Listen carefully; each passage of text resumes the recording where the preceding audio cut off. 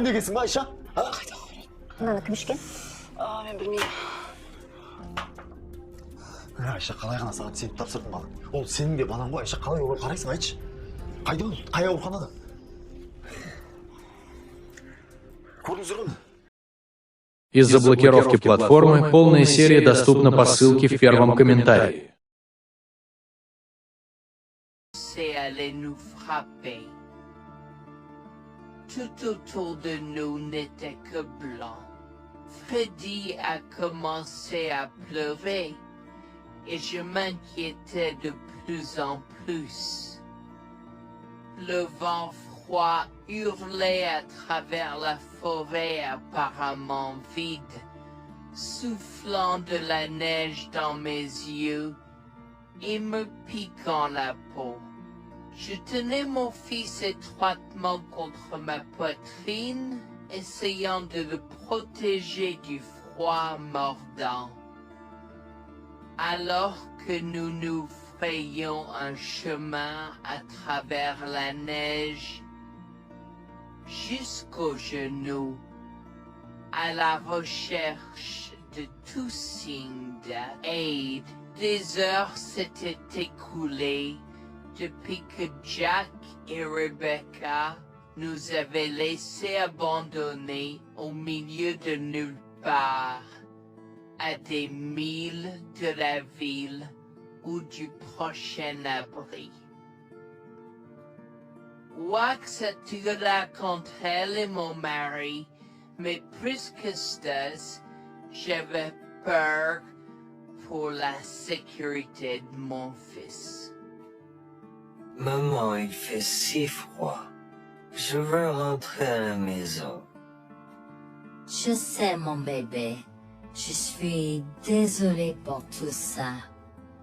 Je te promets que je vais trouver de l'aide pour nous, d'accord? Ne t'inquiète pas une seule seconde. Alors que nous trébuchions à travers les congères, je pouvais sentir mon corps s'affaiblir de minute en minute. Je savais que nous ne pouvions pas survivre dehors pendant longtemps, et trouver un abri était la priorité numéro 1. Mais juste au moment où je pensais que tout espoir était perdu, une lumière faible est apparue dans le lointain. Nous avons trébuché vers elle à moitié aveugle et à moitié gelé, jusqu'à ce que nous atteignions enfin la petite cabane aperçue auparavant, avec ses bouffées de fumée qui s'élevaient toujours dans le vent rude, nichée dans une clairière. Avec les quelques forces qui me restaient, j'ai frappé à la porte aussi fort que possible et je me suis effondré dessus. Maintenant, qui pourrait, oh Harold, apporter de l'eau bouillante et des couverts tout de suite? Un couple âgé et gentil nous a accueillis.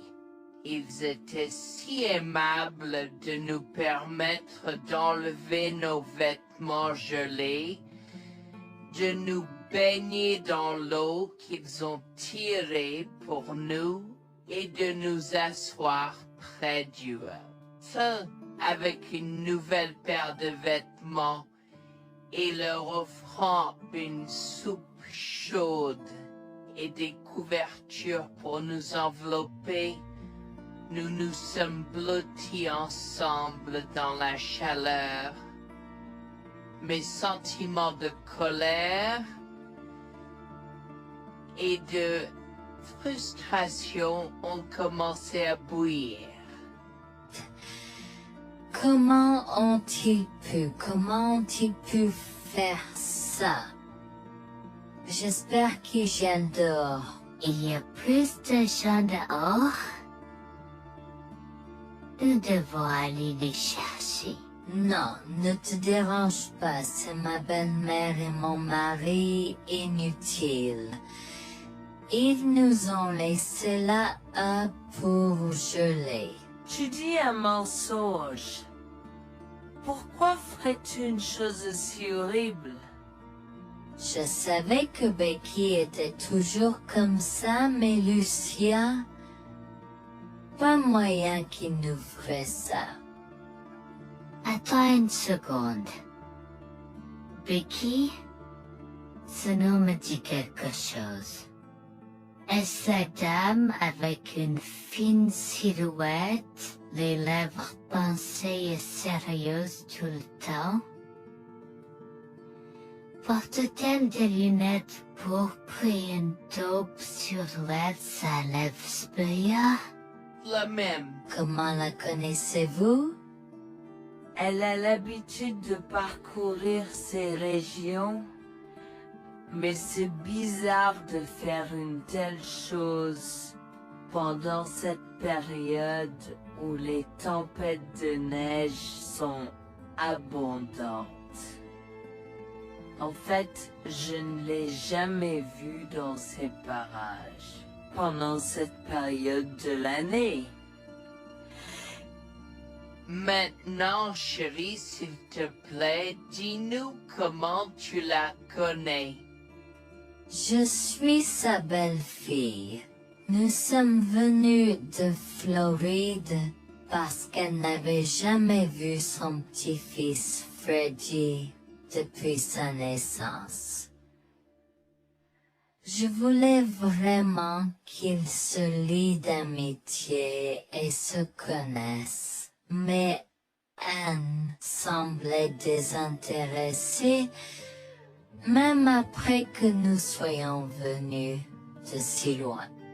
Freddy était blotti contre moi, endormi dans mes bras, avec un sourire sur son visage. Dieu merci, il allait bien.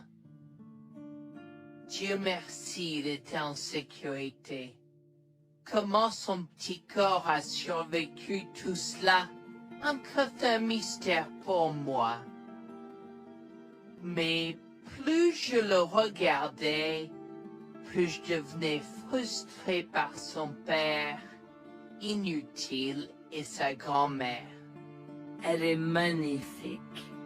Cela nous fait pleurer de savoir que cela se produit. Vous voyez, nous n'avons pas d'enfants. Nous ne pouvions pas en avoir. Alors nous avons décidé de venir vivre sur les montagnes. C'est la vie que nous avons toujours voulu, mais nous ne pouvons pas combler les lacunes dans nos cœurs. Donc, entendre que quelqu'un qui a la chance d'avoir un tel petit enfant a choisi d'être négligent est quelque chose que nous ne pouvons pas pardonner. Tu sais, j'ai toujours eu un drôle de pressentiment à propos de Becky, je te l'ai dit, Harold. Cette femme n'est pas normale dans sa tête. J'ai crié après eux leur disant d'attendre pour nous, mais ils ont juste continué à aller de l'avant. Ils m'entendaient, mais ils choisissaient de ne pas m'écouter. Pourquoi aurait-il fait ça? Parfois, nous ne savons pas pourquoi les gens font les mauvaises choses qu'ils font. Tout ce que nous pouvons faire, c'est faire de notre mieux. Nous avons continué à converser le reste de la soirée et aussi en colère que je fusse. Avec stade je m'ai fait cheveux merger parce que je savais que Lucien et moi étions exécutés. Le matin est venu et il semblait que la tempête de neige se soit calmée. J'ai cherché sur divers sites web pour trouver des rapports météorologiques indiquant que c'était maintenant sûr de se déplacer dans la ville. Et la ville. J'ai échangé des coordonnées avec Georgina et Harold, les remerciant pour tout l'amour et les soins qu'ils nous ont montrés. Il n'y a pas besoin de nous remercier. Nous avons juste fait ce qui était juste. N'importe qui, avec la moitié d'un cœur, aurait fait la même chose. S'il vous plaît, laissez-moi vous accompagner chez vous. Harold et Georgina nous ont accompagnés à la résidence et, oh mon Dieu, nous avons trouvé Lucien et Rebecca assis confortablement sur le porche avant, comme si Freddy et moi étions sur le point de mourir la veille. Je suis sorti de la voiture et j'ai commencé à perdre les pédales. Qu'est-ce qui ne va pas chez vous, les gens? Comment pouvez-vous nous laisser là?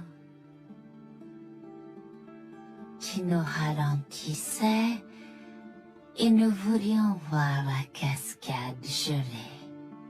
Est-ce que tu plaisantes? Freddy aurait pu mourir la nuit dernière. Tu t'en fous, vous, Lucien?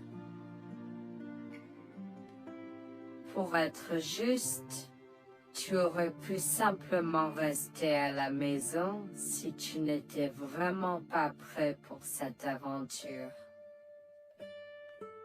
Je jure devant Dieu, à ce moment-là, ma vision est devenue rouge.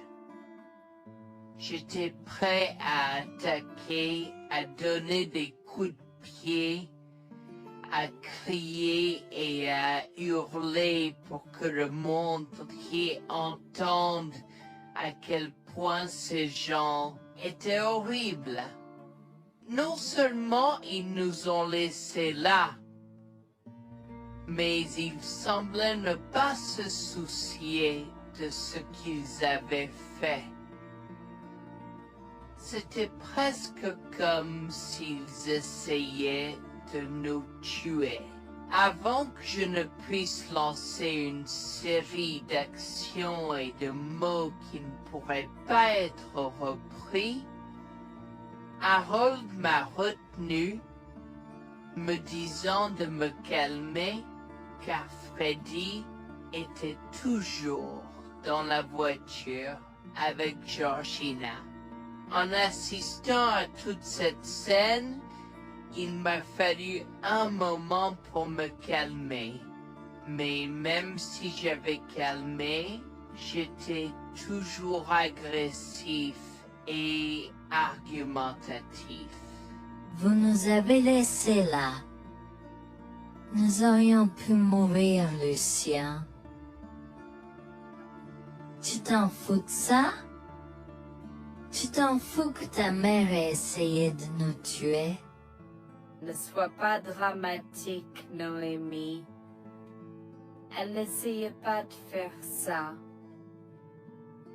Regarde la raison pour laquelle nous ne sommes pas revenus te chercher, parce que nous savions que tu trouverais de l'aide et un abri. Je veux dire, tu as toi-même indiqué cette cabane, n'est-ce pas? Il semble que tu aies obtenu l'aide dont tu avais besoin. Pas grâce à toi ou à ta mère. Je n'arrive pas à croire ce que je entends ce moment. Assez, tout le monde. Ne me donne pas mal à la tête. Comment peux-tu être si froid et sans cœur envers ta femme? J'ai la moitié d'une idée de venir te frapper. Essaie, vieil homme. Je te mets au défi. Écoute, Noémie. Je suis désolée que tu n'aies pas pu gérer un peu le mauvais temps, mais je jure qu'il n'y avait aucune mauvaise intention de ma part. Écoute, Noémie, je suis désolée que tu n'aies pas pu gérer un peu le mauvais temps, mais je jure qu'il n'y avait aucune mauvaise intention de ma part. Oh oui. Pourquoi diable irais-tu faire de la randonnée à cette période de l'année? Nous ne te voyons jamais pendant cette période, alors quoi maintenant? Pourquoi maintenant quand tu as un enfant qui ne voulait que se connecter avec toi? Quelqu'un pourrait argumenter que ce niveau de négligence grossière était intentionnel, Becky. Tu es une personne malade et pathétique. Cela a semblé faire fondre l'extérieur froid et dur de Becky, qui avait l'air douloureuse, du moins pendant un instant, avant de revenir à son extérieur de méchante sorcière de l'Ouest. Je ne sais pas ce que tu essaies d'insinuer, mais si tu cherches une bataille, je peux t'assurer que tu la perdras. Tu oublies que je suis une femme riche. J'ai accès au meilleur. Voyons comment ton petit argument va se passer en cours, vieil homme. Vous êtes pas là avec votre malade joueuse soir. Je souhaite que vous restiez fiers. Tu sais quoi, Noémie? Je m'en fiche maintenant. Je n'ai plus besoin de faire semblant devant toi et tout le monde. Alors, laisse-moi te dire les choses clairement pour que tout le monde puisse entendre. Je m'en fiche de toi et de ce bébé. Honnêtement, je souhaite que vous soyez tous les deux morts hier. Au moins, vous auriez arrêté de me déranger avec vos tentatives pour rencontrer ce bébé. Est-ce que je parais en avoir quelque chose à faire? J'ai fait mon geste vers elle comme si mon corps avait une volonté propre. Je me suis approché d'elle et l'ai giflée. J'ai continué à la gifler et à donner des coups de pied aussi fort que possible jusqu'à ce que Jack et Harold me déchirent. Tu m'instaudes. Comment osais-je? Comment osez-vous vous asseoir là et défendre cette sorcière? Elle l'avait mérité. Toi, je vais te poursuivre en justice. Comment oses-tu me mettre les mains dessus? Elle ne voulait évidemment pas cela. Regardez, Il semble que les tensions soient élevées en ce moment. Pourquoi ne pas tous prendre une grande respiration? Entrons et réglons cela. Vous êtes un homme faible et pathétique. Et j'espère que vous passerez le reste de votre vie à expier ce que vous avez fait à votre fils.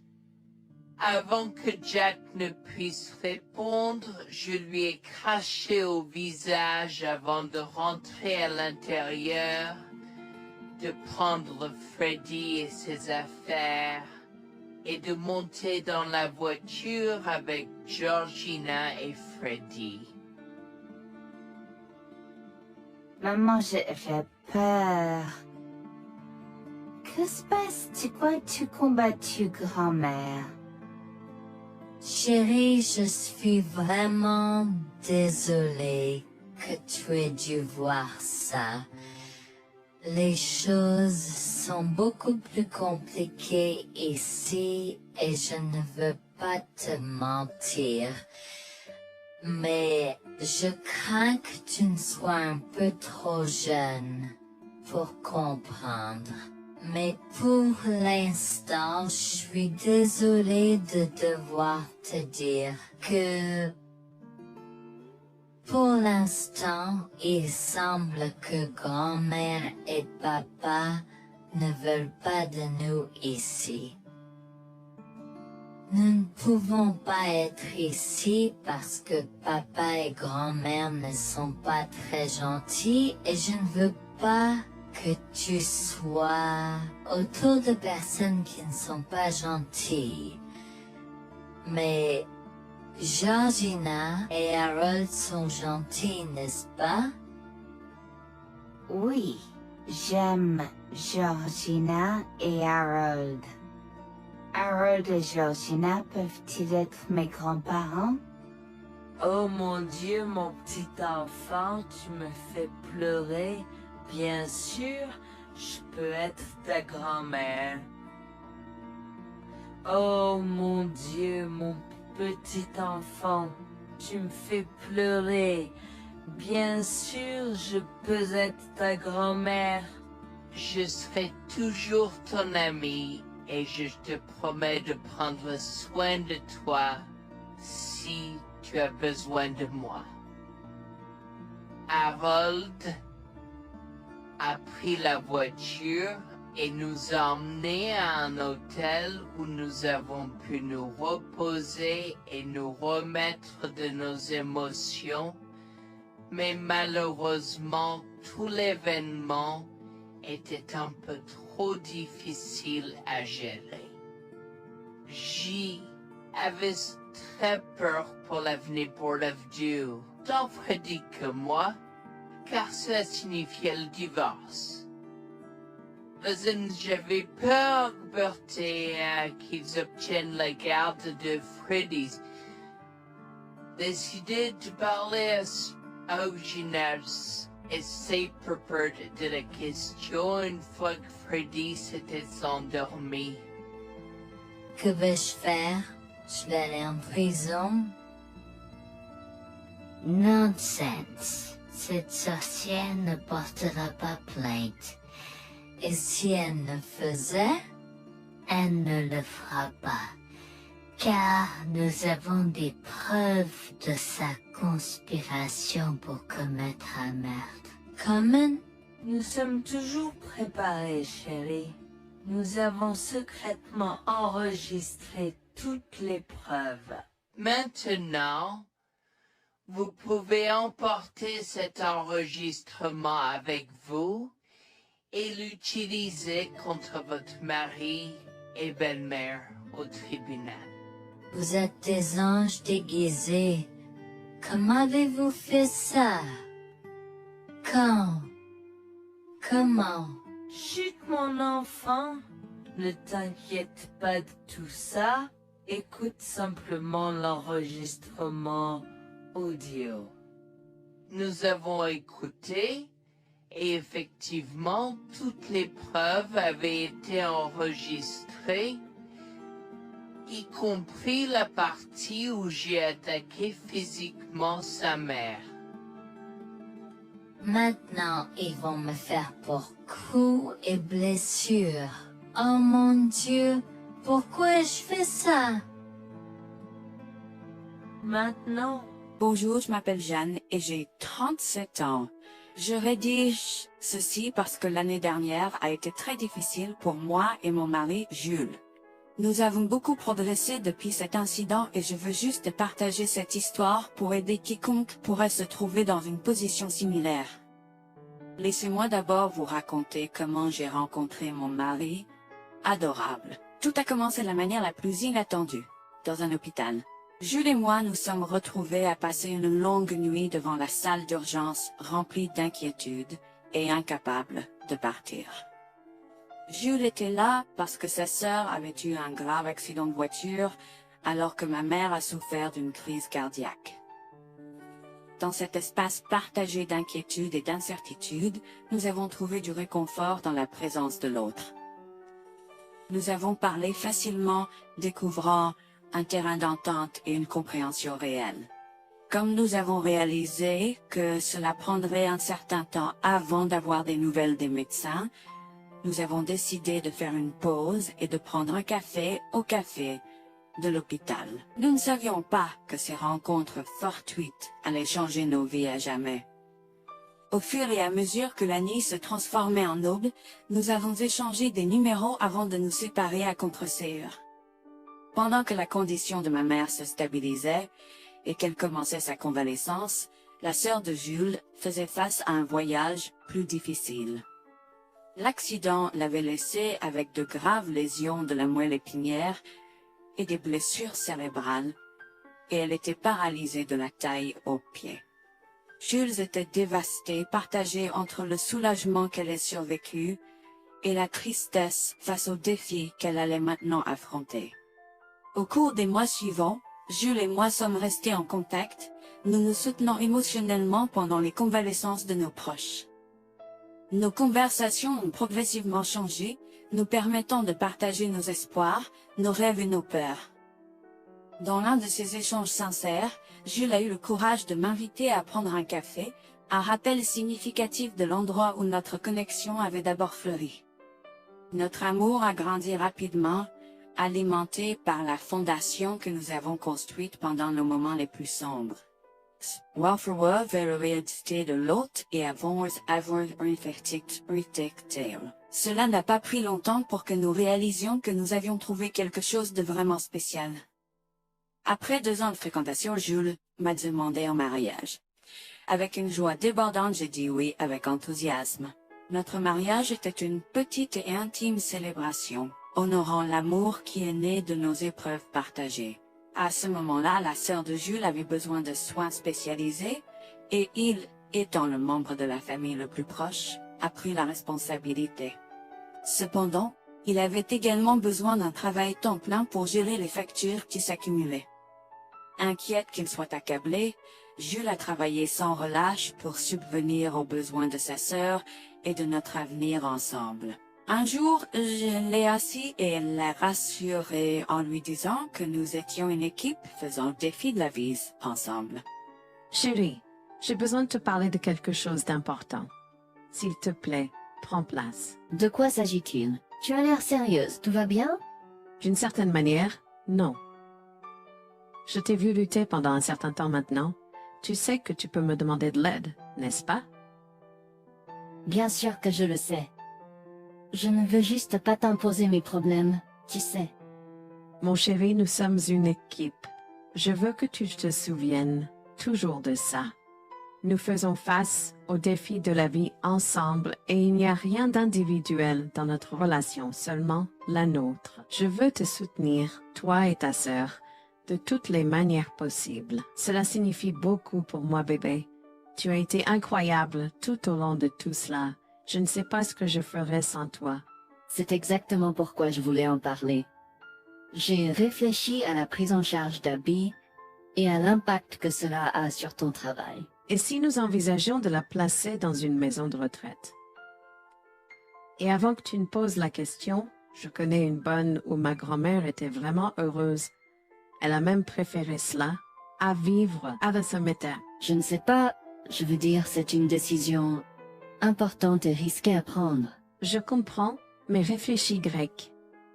Cela permettrait de te trouver un meilleur emploi payant pour que nous puissions nous assurer qu'Abby reçoit les soins qu'elle mérite. Nous pouvons la visiter régulièrement et être toujours là pour elle. Mais cela soulagerait une partie de la charge sur tes épaules. Tu as raison. C'est un choix difficile, mais je fais confiance à ton jugement. Je suis heureuse que tu me laisses enfin t'aider.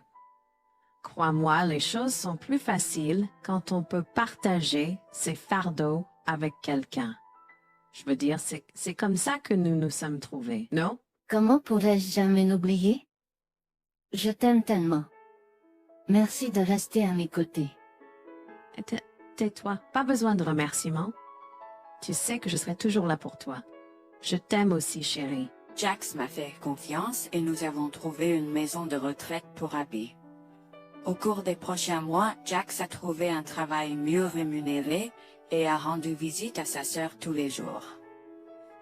Le rétablissement d'Abby a progressé de manière surprenante bien qu'elle soit paralysée. Elle a commencé à se déplacer dans la maison de retraite dans son fauteuil roulant, déterminée à explorer. La maison de retraite permettait aux résidents de sortir avec des membres de leur famille enregistrés, alors je lui ai envoyé une allocation mensuelle pour l'aider à s'amuser. La mère de Jax, Grégoire, a entendu parler de son dévouement au bien-être d'Abby et des efforts qu'il a déployés pour s'occuper d'elle. Grégoire est venu à notre domicile, les larmes aux yeux, pour exprimer à quel point il était fier de son fils. Mère, pourquoi pleures-tu? Qu'est-ce qui ne va pas? Je veux juste que tu saches à quel point je suis fier de toi, Jules. Tu as montré une telle force et compassion en prenant soin d'Abby. Je ne pourrais pas être plus fier d'avoir élevé un fils aussi merveilleux. Eh bien, merci, mère. Je fais juste ce que je peux pour Abby. C'est pas facile, mais je l'aime et je veux m'assurer qu'elle va bien. Tu as fait plus que suffisamment, mon chéri. Je ne veux pas que tu portes ce fardeau seul. Je veux prendre le relais et rendre visite à Abby plus fréquemment. Tu dois te concentrer sur ton travail et ta propre vie. Abby sera bien prise en charge. Fais-moi confiance. Eh bien, ce n'est pas comme si je l'avais fait seule. Jeanne a été à mes côtés, me soutenant à chaque étape du chemin. Nous sommes une équipe et nous sommes tous les deux engagés dans le bien-être d'Abby. Oh, je sais que Jeanne a été là, mais tu as fait tellement, Jules. Il est temps que tu priorises ta propre vie et ta carrière. Abby sera entre de bonnes mains. Fais-moi confiance. D'accord, mère, si tu es sûre de toi, alors j'accepterai. Mais je veux que tu saches que c'était un plaisir de prendre soin d'Abby et que je serai toujours là pour elle, quoi qu'il arrive. Je t'apprécie, Jules, mais il est temps pour toi et Jeanne de vous concentrer sur vos futurs. Fais-moi confiance, ce sera pour le mieux. D'accord, mère, si tu crois que c'est la bonne chose à faire, alors j'irai avec. Promets juste de bien t'occuper d'Abby. Je te le promets, maman, tu peux compter sur moi. Maintenant, va et concentre-toi sur ton travail. Laisse-moi m'occuper de la garde d'Abby. J'ai trouvé l'intérêt subi de Grégoire pour Abby un peu étrange, mais je me suis tue car je savais que ce moment était important pour Jules. L'année suivante, Jules s'est concentré sur son travail et obtenu une augmentation. J'ai également obtenu une augmentation, ce qui nous a permis d'augmenter l'allocation mensuelle de base d'Abby. Grégoire a tenu sa promesse, mais il y avait un piège. Il a toujours insisté pour que nous restions occupés par le travail et nous a rappelé à quel point Abby était heureuse avec plus d'argent. Il nous a grondé si nous voulions la visiter et a prétendu qu'il savait ce qui était le mieux pour elle. Grégoire nous a fait appeler avant de rendre visite à Abby, donc il a contrôlé notre accès à elle. En conséquence, nous l'avons vue de moins en moins, mais nous avons continué à lui envoyer l'allocation chaque mois. Je me sentais mal à l'aise par la situation. L'attitude possessive et le comportement contrôlant soudain de Grégoire m'inquiétaient. Il semblait toujours avoir des excuses lorsque Jules avait besoin d'aide avec Abby dans le passé. Cependant, je n'ai rien dit car je savais à quel point Abby était importante pour Jules. Malgré les défis, Jules et moi sommes restés engagés à soutenir Abby. Nous avons tenu notre promesse de fournir une assistance financière, même si nous ne pouvions pas être avec elle autant. Nous avons cru qu'Abby méritait les meilleurs soins.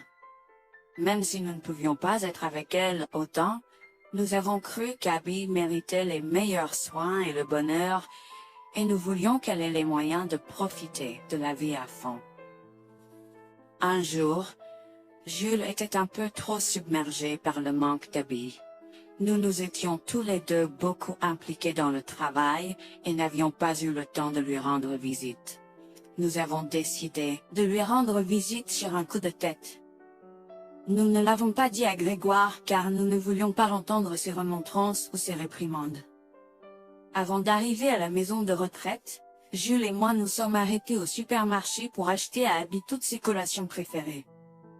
Nous étions tous les deux très excités de la voir et de passer du temps de qualité avec elle. J'ai même apporté ma Nintendo Switch pour qu'elle puisse y jouer. Nous sommes entrés et avons immédiatement commencé à chercher Abby, mais nous ne pouvions pas la voir nulle part. Je pensais qu'elle était probablement partie pour un rendez-vous chez le médecin ou qu'elle était probablement dans le jardin. Nous avons trouvé l'infirmière d'Abby, Mme Smith. Elle nous a regardés avec confusion. « Excusez-moi, pourriez-vous nous dire où est Abby? Nous la cherchons. » Charlie, ne savez-vous pas ce qui s'est passé? Non, nous n'en savons rien. S'il vous plaît, dites-le nous. Que s'est-il passé? Est-ce que Abby va bien? J'ai essayé de contacter Grégoire car il a insisté pour être le point de contact pour toutes les informations concernant Abby, mais il n'a jamais répondu à mes appels. S'il vous plaît, dites-nous simplement ce qui s'est passé. Est-ce que Abby va bien? Je suis vraiment désolée de vous apprendre cette nouvelle. Alors que nous administrions un nouveau médicament à Abby, son corps a eu une réaction sévère. Elle est tombée en état de choc, malgré nos efforts et d'aide. Quoi? Quand cela s'est-il produit? Cela s'est produit il y a 2 mois. 2 mois?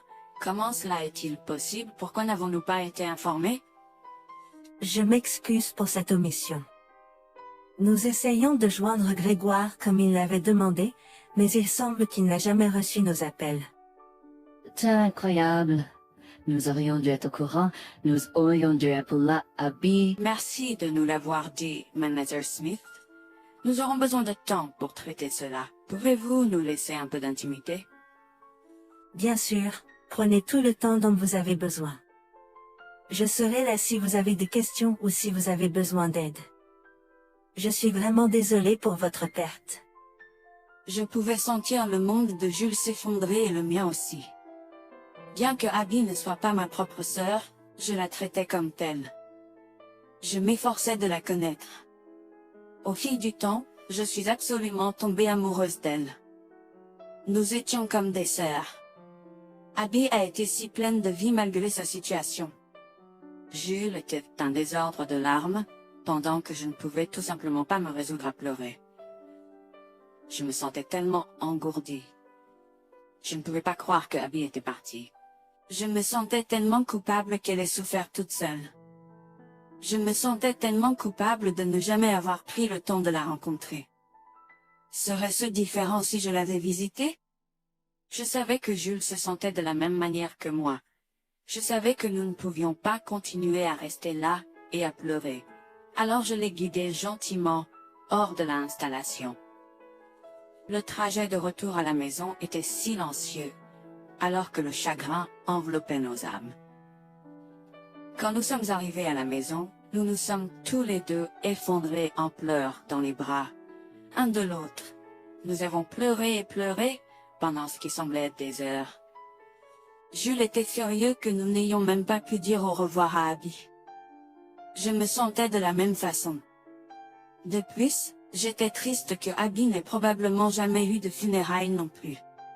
À ce moment-là, j'ai eu une soudaine réalisation qui m'a frappé dur. Grégoire était censé prendre soin d'Abby, mais quelque chose n'allait pas. J'ai demandé à Jules s'il avait entendu quoi que ce soit de sa mère, mais il n'avait rien entendu. Alors que nous rassemblions les pièces, la colère bouillonnait en nous. Nous avons réalisé à quel point Grégoire nous avait manipulés avec soin, nous volant notre connexion à Abby et profitant de notre gentillesse. Le fait qu'elle ait probablement pris toute l'allocation d'Abby pour elle-même, la laissant sans rien, a encore plus attisé notre colère.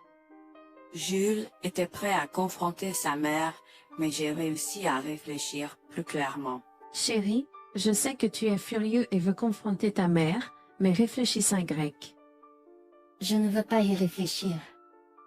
Je veux lui demander pourquoi elle a fait ça. Qu'a-t-elle gagné à faire ça à Abby?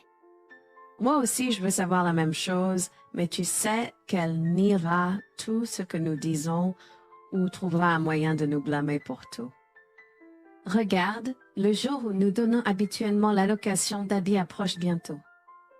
Que se passera-t-il si Grégoire se présente à notre porte en réclamant l'argent? Tu penses qu'elle oserait se montrer ici après tout ce qu'elle a fait?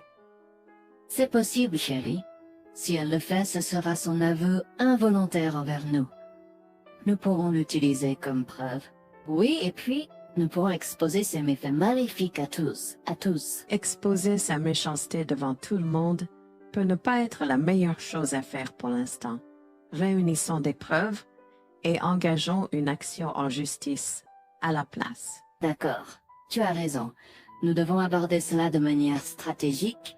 Nous allons suivre ton plan et rassembler les preuves dont nous avons besoin. Il est temps que Grégoire fasse face aux conséquences de ses actes. Nous avons tous deux pris une semaine de congé.